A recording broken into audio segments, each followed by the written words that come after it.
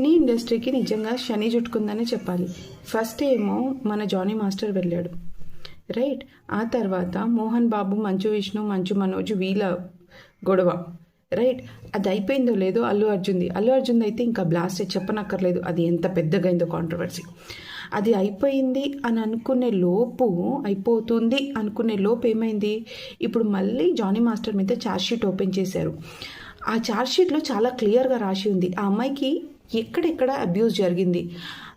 Outdoor షూటింగ్కి వెళ్ళినప్పుడు అక్కడ హోటల్స్లో కానీ, కారవాన్లో కానీ, లేకపోతే ఆ అమ్మాయి ఉంటున్న హౌస్లో కానీ ఇన్నిసార్లు అబ్యూస్ జరిగింది. అండ్ ఆమె మాట ఒప్పుకున్నప్పుడు ఆమెని ఇట్లా పుష్ చేస్తే హెడ్ పోయి మిర్రర్కి తాకిందంట.